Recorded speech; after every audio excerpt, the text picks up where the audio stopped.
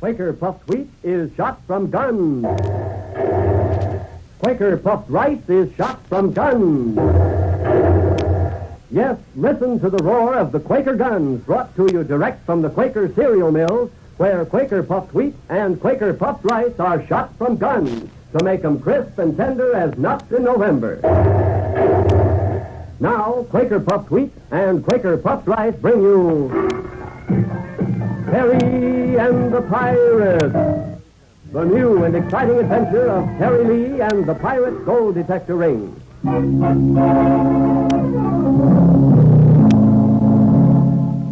Con, I owe it to the memory of my father to save his name, to find his murderer. And for the first time in my long search for the ring, I've got something to go on, thanks to you. Let me get back to Shanghai. Let me see Turnbull, and I promise... No, son, you shall not get away. But why, Con? Why? This is the fateful hour in the destiny of the cult of Nan-Kai Feng. Unless the gold detector ring is returned before the new moon rises, and we are thus able to ascertain whether this is the true idol, the ancient curse of Ting Yang shall fall upon us all, and all our people will die. I respect what you've said, Con. I realize the importance of your problem, but why do you insist I have the ring? Isn't it obvious Turnbull has it? Didn't he promise to return it to you and then renege on that promise? Indeed, he promised to return it, and he would have done so if you and your friends had not intervened. He has told us distinctly, my son, that you have the ring. And you trust his word on it more than you do mine? Yes, because we know how important it is to you to have the ring. Of what use could it possibly be to Mr. Turnbull? I don't know, but I'd sure like to find out. You are deluding yourself when you question Mr. Turnbull's honor and integrity, my son. He is a great man, known and respected throughout the world for his kindness, his generosity, his philanthropy. We cannot doubt him, but we can doubt you. Mr. Lee, help us. Help us to save our province. We know you have the ring. Give it to us. You shall go free. Withhold it from us longer, and you shall pay the full penalty. Terry's 11th hour draws closer in the form of an unnamed but perilous threat which the Khan now holds over his head. Meanwhile, in a secluded tea room hidden away in one of the side streets of Shanghai... We'll have to make this meeting pretty short, friends. My date with Turnbull is in less than an hour. Why in the name of Aunt Martha did we have to pick this revolting ghost nest, Pat? Because it's out of the way. We won't be overheard, and there's no chance of Turnbull seeing us all together. So eat your soup, Boston, and stop yammering, huh? Yes, Bob. Nice little stories in the papers, aren't they? Yeah, I was reading them just before you came.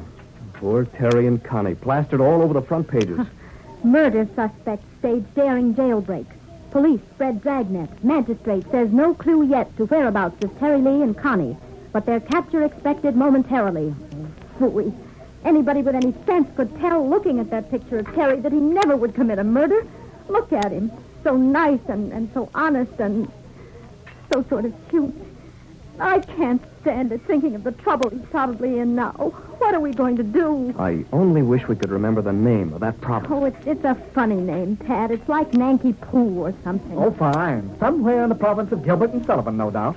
That should give us a hot lead. Okay, wise guy. If you're so smart, what have you two turned up since this morning that might be considered a hot lead? Well, not very much, I'm afraid. Pat, I'm kind of ashamed Now, of you. wait a minute. For practically 10 years now, Pat, ever since Terry was a kid, you've been running his life here in China, watching him like an old mother hen, ordering him around and telling him when he should brush his teeth and go to bed. And yet what happens? The first time Terry really gets into a jam, you just sit there and don't do anything. Mother Burmer, may I have the salt, please? Oh. And as for you, Patrick, you'd better sit in the corner for the next half hour. You're right, Burma. I know I haven't been much of a help so far, but I'm doing all I can. We haven't exactly been sitting still, Burmer. In fact, we did just a little sleuthing about an hour ago. Pat, will you stop jiggling that little box around? It makes me fidgety. Sure, sorry. Say, let me see that box. I thought you might be interested. Pat, it's a box of cough drops with an American label on it. Yes. Where did you find this? In the house where Chung Fu was murdered. They ought to move that place to an amusement park. It'd make a first-class spook house. Do those little lozenges mean anything, Burma? Mean anything?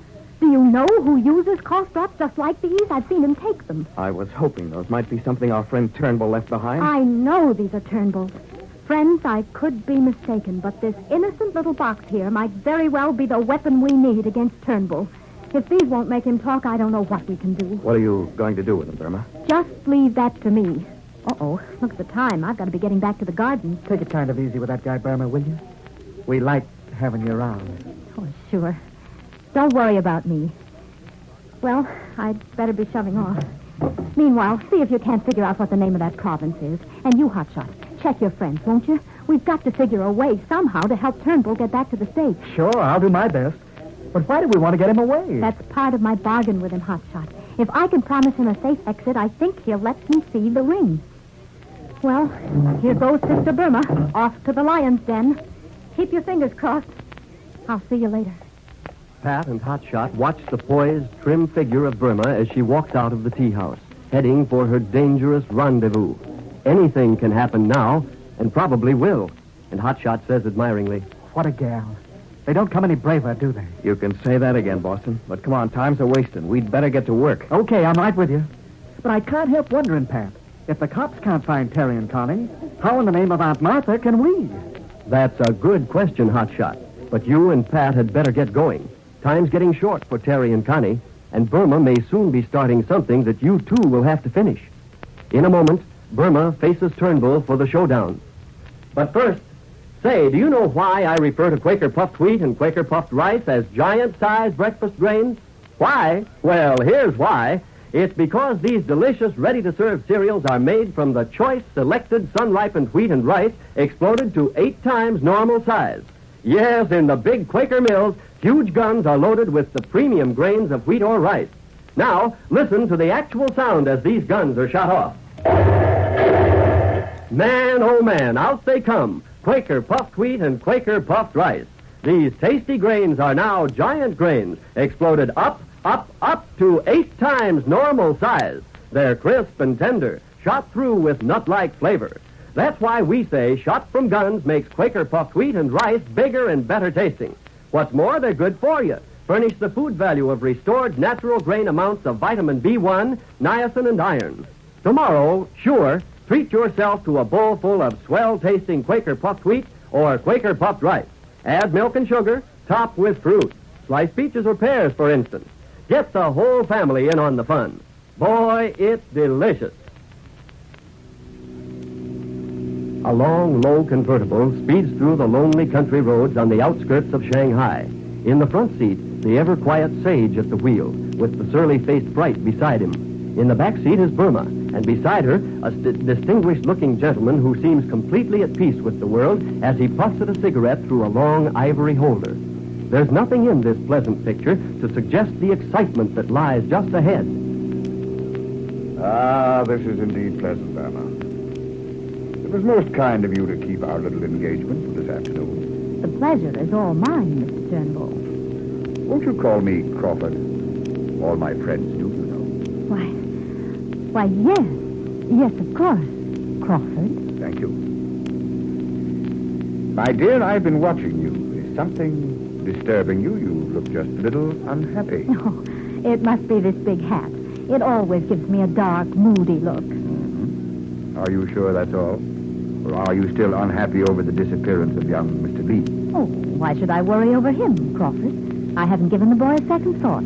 Such a nice young man. What a shame he's gotten himself into so much trouble. I don't suppose you've had any word from him. None at all, but after all, he's no particular friend of mine. Why should I hear from him? You almost convinced me, my dear. Crawford. Yes?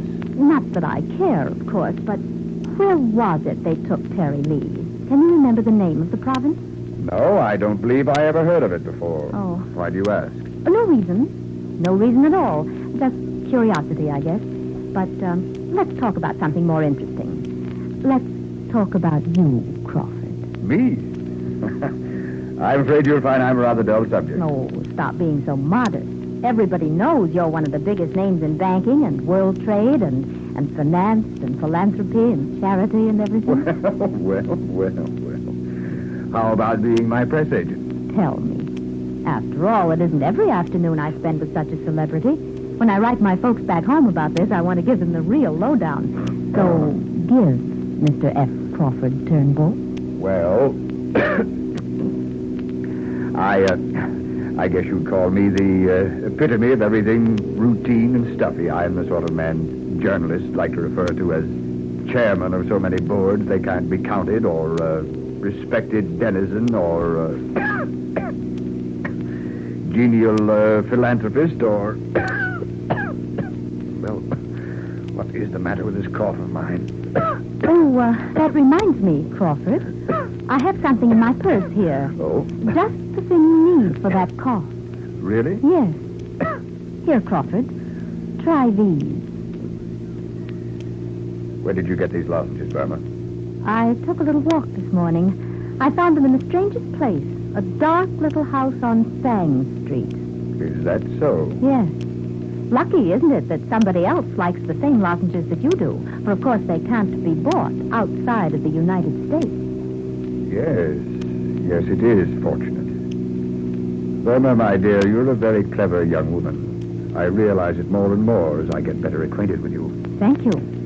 Thank you, Crawford. Have you heard anything further from your friends about my possible exit from China? Yes.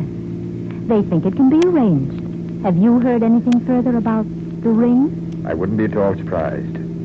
My dear, let us go back to the gardens for a cup of tea and a little talk.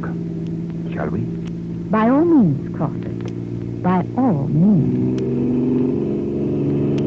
Well, it looks as though Burma played her hand just right, doesn't it? Turnbull didn't admit much about those lozenges, but it isn't hard to see he's getting crowded into a rather dangerous corner. Do you think he will now show Burma the pirate's gold detector ring? And meanwhile, what of Terry, whose whole future seems to depend upon the whereabouts of that ring? In a moment, we'll hear the Khan tell Terry a very strange thing. But first, ask Mother. She knows. Mother knows the quality that comes first in a food. So it's little wonder that Quaker puffed wheat and Quaker puffed rice are so popular, are winning the praise of many of Hollywood's biggest movie stars. Yes, folks appreciate quality. So remember, only the premium grains of wheat or rice are selected for these delicious, ready-to-serve cereals shot from guns. For the best, always look for the big red and blue package with the famous Quaker man on the front. That's your guarantee that you're getting the original, the one and only Quaker puffed wheat and Quaker puffed rice. Mr. Lee, we have just received an interesting report from Shanghai. What kind of a report, Con? Your friend, Miss Burma, I believe, is spending the afternoon with none other than Mr. F. Crawford Turnbull. I don't believe it, sir. There are so many things you don't seem to believe, son. But if Mr. Turnbull is the rogue you say he is it reasonable to suppose your own friends would seem to like his company so much? You have a knack for twisting things, haven't you?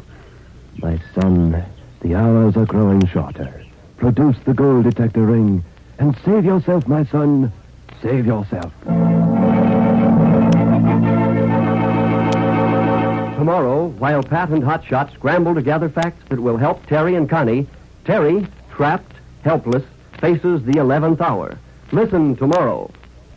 Terry and the Pirates is written by Harrison Bingham and is brought to you each day, Monday through Friday, same time, same station. So listen tomorrow when Quaker puffed wheat and Quaker puffed rice bring you Terry and the Pirates. This is ABC, the American Broadcasting Company.